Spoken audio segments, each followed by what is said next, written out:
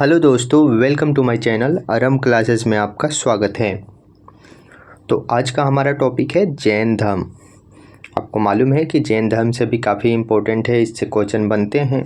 तो आज के डेट में जैसे क्वेश्चन पूछे जाएंगे उस हिसाब से मैंने इसको डिज़ाइन किया है, सारे टॉपिक को इसमें कवर किया है और इसमें हर एक चीज़ को हम शॉर्ट नोट्स की तरह इसको अरेंज किए हैं।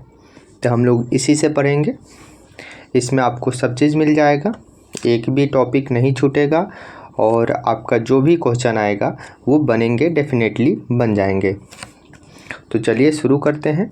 और एक चीज़ और बता दें कि अभी आप लोगों को बिहार पुलिस और बिहार एसएससी, एनटीपीसी इन सब काफ़ी सारा वैकेंसी आया है और बिहार में ख़ास तौर के क्योंकि इलेक्शन आने वाला है, तो आप लोग थोड़ा सा ध्यान दीजिए और पढ़िए। चलिए इस आज के हमारे क्लास में जैन धर्म को हम लोग पढ़ेंगे। तो जैन धर्म में सबसे पहले अगर जैन धर्म को देखें तो जैन धर्म में क्या है, तो जैन धर्म और जो बौद्ध धर्म काफ़ी प्रचलित हुआ था 5वीं शताब्दी 6ठी शताब्दी ईसा पूर्व में। तो इसका उदय का क्या कारण था, आखिर जैन धर्म बौद्ध धर्म आया क्यों? तो इसी को जानने के लिए हम इसके उद्भव के कारण, उदय के कारण देखेंगे थोड़ा कि इससे पहले जो वैदिक काल चल रहा था, वैदिक काल आप इससे पहले देखे होंगे 1500 ईसा पूर्व में जो वैदिक काल आया, जो 600 ईसा पूर्व तक रहा, तो उसमें समाज 4 वर्गों में विभाजित हो गया था और ये 4 वर्ग विभाजित हुआ था। इसके आधार पे काफ़ी भेदभाव और एक दूसरे की बुराइयाँ, दंड का प्रावधान, ये सारे फैल चुके थे। जो मध्यम लोग थे और लोअर क्लास के जो लोग थे उनको काफ़ी दिक्कतें होती थी। कैसे? क्योंकि यहाँ जो 4 वर्ग था, ब्राह्मण, क्षत्रिय, वैश्य और शूद्र, इन 4 वर्गों में सबसे श्रेष्ठ ब्राह्मण अपने आप को मानते थे और उनकी छोटी सी गलती भी या बड़ी से बड़ी भी गलती कोई दंड का प्रावधान नहीं करती थी। और अगर कोई छोटे शूद्र हो या वैश्य हो, उन लोगों को दंड का प्रावधान उनके वर्ण के आधार पर किया जाता था, मतलब उनको काफ़ी सारा दंड झेलना पड़ता था। तो इस तरह की भेदभाव और कुरीतियाँ थी। इसी को दूर करने के लिए आपको मालूम है कि जैन धर्म और बौद्ध धर्म आया, जो काफ़ी महत्व बढ़ा, इसमें समानता की बात कही गई। तो इसी वजह से ये जैन धर्म और बौद्ध धर्म काफ़ी प्रचलित होता है। तो क्या था इसमें जो उदय का कारण क्या था कि वर्ण के आधार पर भेदभाव होता था, वर्ण के आधार पर दंड का प्रावधान किया जाने लगा था और सामाजिक अस्थिरता फैल गई थी। इसी के चलते सामाजिक अस्थिरता आएगी ही आएगी। तो इसी को देखते हुए जैन धर्म और बौद्ध धर्म की अच्छाइयाँ को देखते हुए इसका उदय हुआ और इसमें क्या हुआ कि वर्ण व्यवस्था का कोई महत्व ही नहीं था। तो काफ़ी अच्छा बात था, जो मध्यम वर्ग के लोग थे और लोअर क्लास के लोग, तो उनके लिए काफ़ी अच्छा था कि वर्ण व्यवस्था इसमें था नहीं, सबको समानता माना जाता है, समान माना जाता था। वहीं अहिंसा का उपदेश दिया जाता था इसमें, और अहिंसा के उपदेश से क्या होगा कि मारपीट नहीं होगा और युद्ध नहीं होंगे, जिससे वाणिज्यिक व्यापार में उन्नति मिलेगी। तो ये भी काफ़ी कारण था कि जैन धर्म बौद्ध धर्म आगे बढ़े। वहीं तीसरा था सरल और संयमित जीवन। इसमें जो जीवन स्तर था वो एक सरल तरीक़ा से जीने के लिए सिखाया जाता था, बताया जाता था। तो ये काफ़ी लोगों के लिए अच्छा था और इसमें लोग अपना स्टेबल हो जाते थे। तो इस वजह से जैन धर्म बौद्ध धर्म काफ़ी प्रचलित हुआ और इसके प्रचलन में सबसे पहले हम आज पढ़ेंगे जैन धर्म। तो जैन धर्म में ये आप देख सकते हैं, ये उसका प्रतीक है जैन धर्म का। तो चलिए जैन धर्म को आगे हम देखते हैं कि जैन धर्म का विस्तार कैसे हुआ। तो जैन जो है, जैन का मतलब होता है जीन। तो जैन किससे बना है? जीन से बना है, जीन शब्द से, जिसका अर्थ क्या होता है? तो जीन का मतलब होता है विजेता।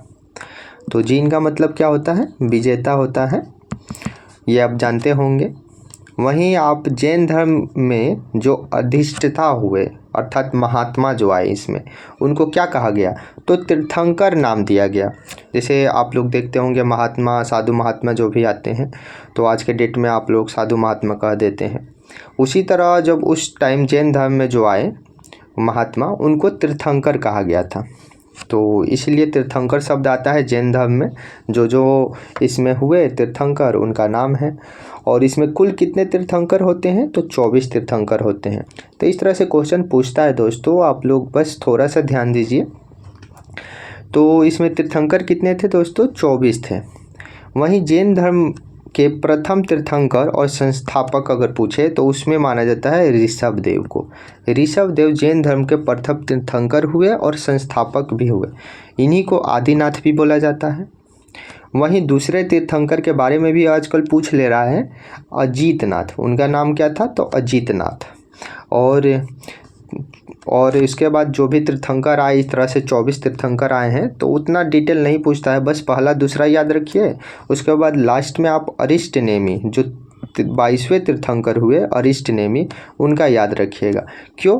क्योंकि अरिष्ट नेमि और ऋषभ देव, इन दोनों का जिक्र मिलता है ऋग्वेद में। तो ऋग्वेद में किनका जिक्र है? तो अरिष्ट नेमि और ऋषभ देव दोनों का जिक्र है ऋग्वेद में।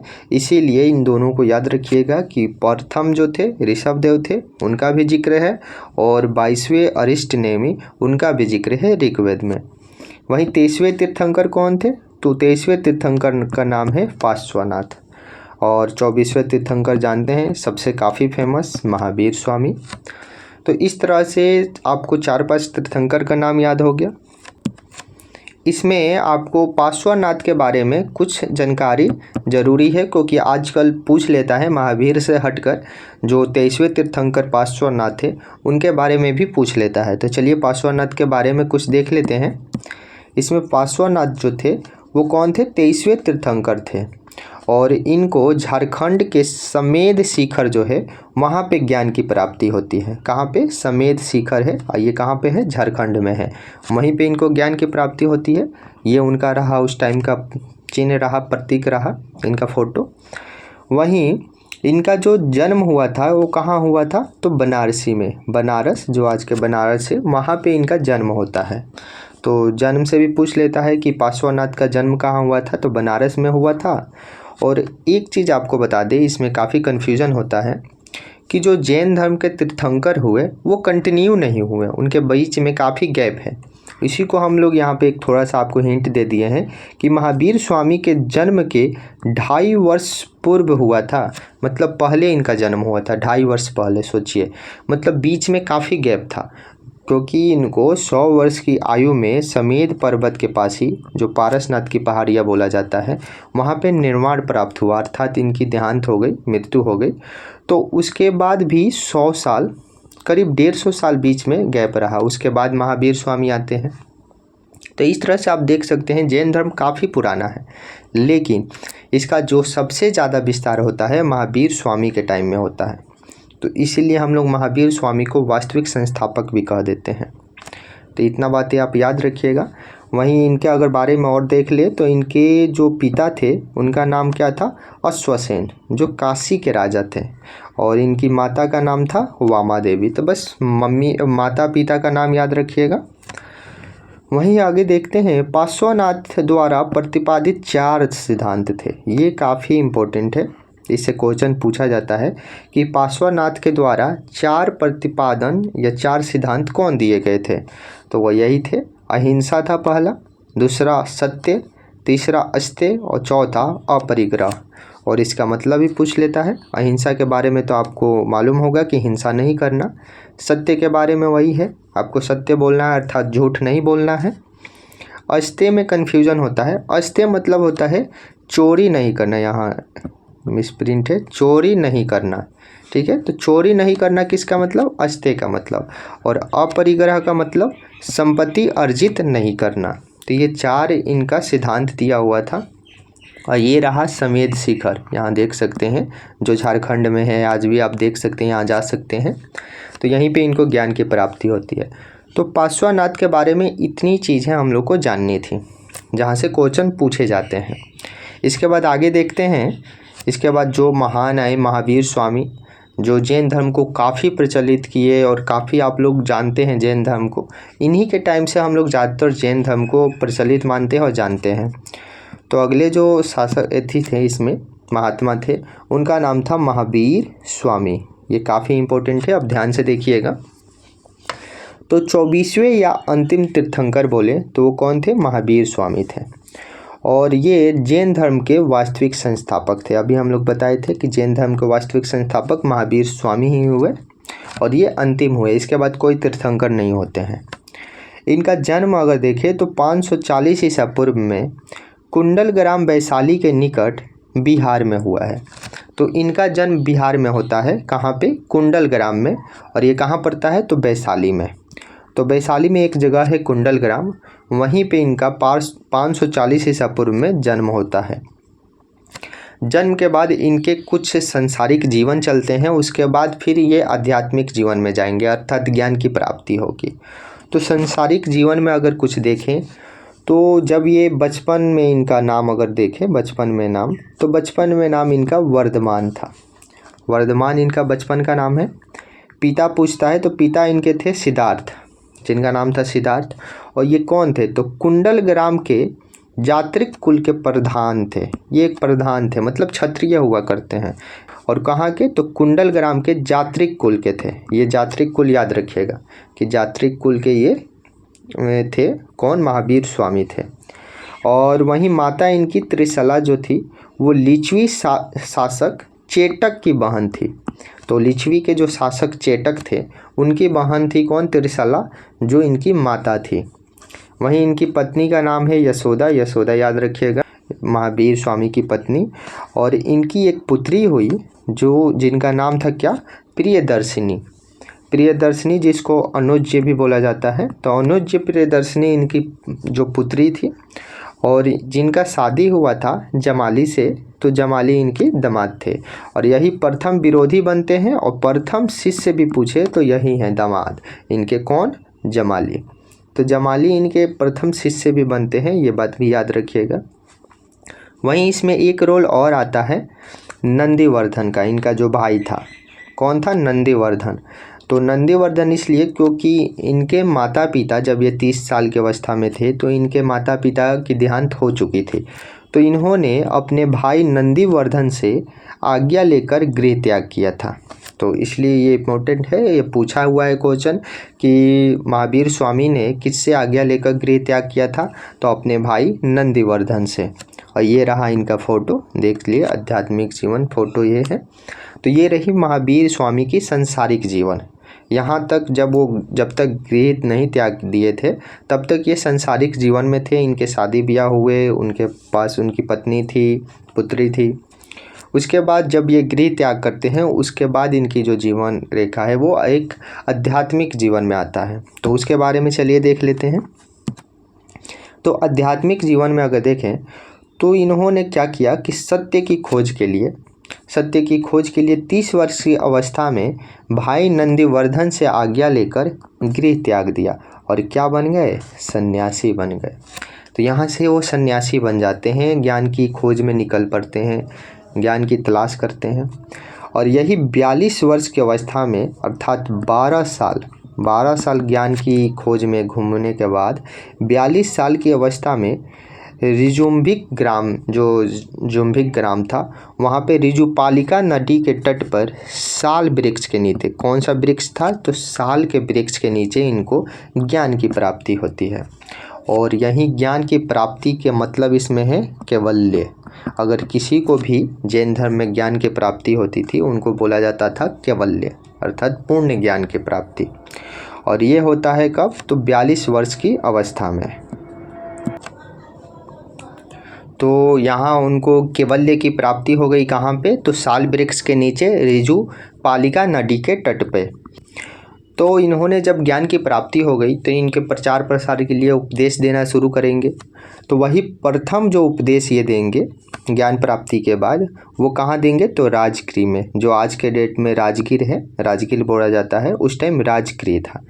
तो उस टाइम राजगृह में इन्होंने प्रथम उपदेश दिया और इनके अनुयायी यहीं से क्या कहलाए? जैन कहलाए। तो जैन शब्द जो आया यहाँ से आया, और जैन काफ़ी जैन धर्म को प्रचलित किए, कौन? महावीर स्वामी। और इनके अनुयायी यहाँ पे क्या कहलाए? जैन कहलाए, जो आज भी एक जैन धर्म के रूप में कुछ हैं लोग। तो इस तरह से जैन धर्म आया। उसके बाद इसमें जो इनका निर्माण प्राप्त हुआ, ज्ञान मिलने के बाद ये जो देहांत हुआ तो कब हुआ, तो 468 ईसा पूर्व में 72 वर्ष की उम्र में राजगीर के समीप पावापुरी में। और ये कहाँ पड़ता है, तो बिहार शरीफ में ही पड़ता है, ये भी बिहार का ही हिस्सा है। तो ज्ञान की प्राप्ति होती है बिहार में ही और निर्माण भी प्राप्त होता है बिहार में ही, वो भी कहाँ, पावापुरी में। तो ये बातें याद रखिएगा।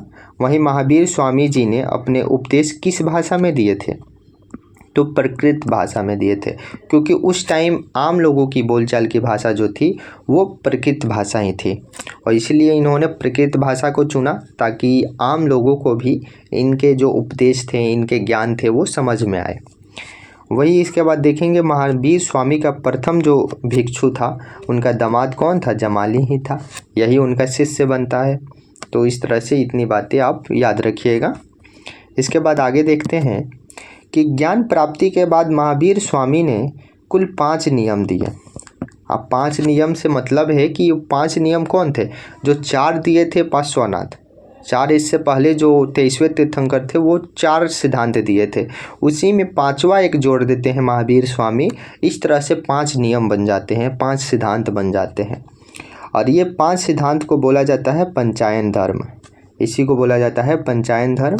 और ये कौन कौन थे, तो आपको मालूम है, 4 तो पहले से मालूम है। अहिंसा, हिंसा नहीं करना, सत्य झूठ नहीं बोलना, अस्त्य चोरी नहीं करना, और अपरिग्रह संपत्ति अर्जित नहीं करना। वहीं जो 5वां है जो काफ़ी इम्पोर्टेंट है, ब्रह्मचर्य। ब्रह्मचर्य अर्थात इंद्रियों को वश में करना, ये काफ़ी इम्पोर्टेंट भी था और काफ़ी मुश्किल भी था, और इसी को जोड़े थे महावीर स्वामी ने। ब्रह्मचर्य अर्थात इंद्रियों को वश में रखना इनका उद्देश्य था। तो ये 5वां था। तो इस तरह से जो पंचायन धर्म हुआ वो महावीर स्वामी के द्वारा दिया गया, 5 को मिलाकर कहा गया। और एक चीज़ इसमें पूछता है, काफ़ी कन्फ्यूजन होता है कि महावीर स्वामी ने त्रिरत्न दिया था, अर्थात जैन धर्म का त्रिरत्न, वहीं बौद्ध धर्म में भी त्रिरत्न आता है। अगर ऐसा क्वेश्चन पूछ दे तो ऑप्शन के अकॉर्डिंग होगा, या तो जैन धर्म दिया होगा या बौद्ध धर्म दिया होगा। अगर दोनों दे दे तो दोनों होगा, क्योंकि जैन धर्म में भी 3 रत्न माने जाते हैं या बौद्ध धर्म में भी त्रिरत्न, बस वहाँ पे कुछ बातें अलग हैं। जैसे यहाँ के जो त्रिरत्न है जो महावीर स्वामी ने दिया था वो क्या है, तो ये रहे सम्यक ज्ञान, सम्यक दर्शन, सम्यक ज्ञान और सम्यक आचरण। ये 3 जो हैं ये त्रिरत्न की श्रेणी में आते हैं, जो कि आप लोगों को याद रखना है। 3 जो त्रिरत्न है कौन कौन है, तो सम्यक दर्शन देखना, सम्यक ज्ञान और सम्यक आचरण करेक्टर। तो सम्यक आचरण, सम्यक ज्ञान, सम्यक दर्शन, ये तीनों याद रखिएगा। कुछ इसमें नोट की बातें हैं, जैसे जैन धर्म में ईश्वर की मान्यता नहीं है, अर्थात महावीर स्वामी ने ईश्वर को नहीं माना, बल्कि ये सिर्फ आत्मा को मानते हैं। तो आत्मा को माने, इसलिए यही कारण है कि जो आत्मा को माने, महावीर स्वामी ने मूर्ति पूजा और कर्मकांड का विरोध किया था। मतलब इनका मानना था मूर्ति पूजा नहीं होना चाहिए, कोई ऐसा नहीं है, कोई ईश्वर को ये मानते ही नहीं थे। और कर्मकांड आपको मालूम है, पूजा पाठ ये सब नहीं मानते थे। वहीं महावीर स्वामी ने पुनर्जन्म को माना। बिल्कुल, अगर आत्मा को मानते हैं तो आत्मा से वो पुनर्जन्म को ही मानेंगे, क्योंकि पुनर्जन्म होता है फिर आत्मा का प्रवेश। तो इस तरह से तो महावीर स्वामी ने पुनर्जन्म को माना है, अर्थात जैन धर्म में अगर पूछे तो पुनर्जन्म को माना है, आत्मा को माना है, बाकी किसी भी चीज़ को नहीं माना है, जैसे ईश्वर थी मूर्ति पूजा और कर्मकांड, ये सब का व्याख्या इसमें नहीं माना गया है जैन धर्म में। तो ये थे महावीर स्वामी के कुछ बातें। इसके बाद आता है इसमें जो कि सिद्धांत क्या क्या हुए, इसमें जो बौद्ध संगीतियाँ हुई, प्रतीक चिन्ह इनके क्या थे, इनसे भी काफ़ी बार क्वेश्चन बन जाता है। तो हम काफ़ी लंबा हो जाएगा वीडियो, और वो नेक्स्ट वीडियो में हम लोग कवर कर लेंगे। चलिए इसमें आपको क्विक रिवीजन हम लोग देख लेते हैं एक बार, ताकि आसानी से याद हो जाए। तो हमने सबसे पहले पढ़ा था कि जैन धर्म का मतलब है जिन, और इसका मतलब विजेता होता है। और इसमें 24 तीर्थंकर हुए। पहले तीर्थंकर ऋषभदेव, दूसरे अजितनाथ, 22वें अरिष्टनेमी, 23वें पार्श्वनाथ और 24वें महावीर स्वामी, जो वास्तविक संस्थापक हुए क्या, जैन धर्म के। इसके बाद हमने देखा पार्श्वनाथ के बारे में कि इनको झारखंड के समेत शिखर पर ज्ञान की प्राप्ति होती है, और इनका जन्म बनारसी में होता है। इन्होंने 4 धर्म सिद्धांत दिए। कौन कौन से? अहिंसा, सत्य, अस्तेय, अपरिग्रह। तो इस तरह से इनके 4 जो सिद्धांत थे। इसके बाद महावीर स्वामी आते हैं जो 24वें तीर्थंकर थे। ये जैन धर्म के वास्तविक संस्थापक हैं। इनका जन्म 540 ईसा पूर्व में कुंडल ग्राम वैशाली में होता है।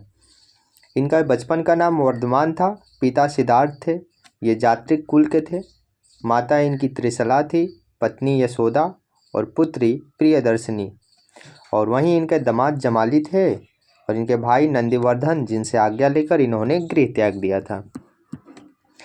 फिर इन्होंने 30 वर्ष की अवस्था में ऋजुपालिका नदी के तट पे साल वृक्ष के नीचे कैवल्य की प्राप्ति हुई, अर्थात ज्ञान की प्राप्ति हुई। और इन्होंने पहला उपदेश राजगीर में दिया। वहीं इनका निर्माण जो है अर्थात मृत्यु 468 ईसा पूर्व में 72 वर्ष की अवस्था में राजगीर के पावापुरी में हो गया, जो आज के डेट में बिहार शरीफ है। वहीं इन्होंने अपनी जो उपदेश दिए थे प्राकृतिक भाषा में दिए थे और इनके पहले जो शिष्य थे वो जमाली थे। उसके बाद देखेंगे कि इन्होंने पंचायन धर्म दिया, अर्थात 4 धर्म जो पहले से था सिद्धांत था उसमें 5वां जो सिद्धांत जोड़ दिए ब्रह्मचर्य, अर्थात इंद्रियों को वश में करना। और इसमें जो त्रिरत्न है सम्यक दर्शन, सम्यक ज्ञान, सम्यक आचरण, वो जैन धर्म में त्रिरत्न की संज्ञा दी गई है। इसके बाद इसमें जो बलिदान अर्थात आत्मा को माना गया है, बलिदान को नहीं, ईश्वर को नहीं माना है, कर्मकांड को नहीं माना है और मूर्ति पूजा को नहीं माना है, जबकि पुनर्जन्म को माना गया है। तो ये इतनी बातें हम लोग पढ़े थे महावीर स्वामी से रिलेटेड। तो ये काफ़ी इम्पोर्टेंट है, यहाँ से आपका कोई क्वेश्चन नहीं छूटने वाला है। आप अगर देख सकते हैं इसको एक बार पढ़िए या कहीं से क्वेश्चन उठाइए और उसको लगा कर देखिए, आपको पता चल जाएगा कि किस लेवल का ये टॉपिक है। तो इस तरह से ये जैन धर्म का पहला पार्ट है। जय हिंद।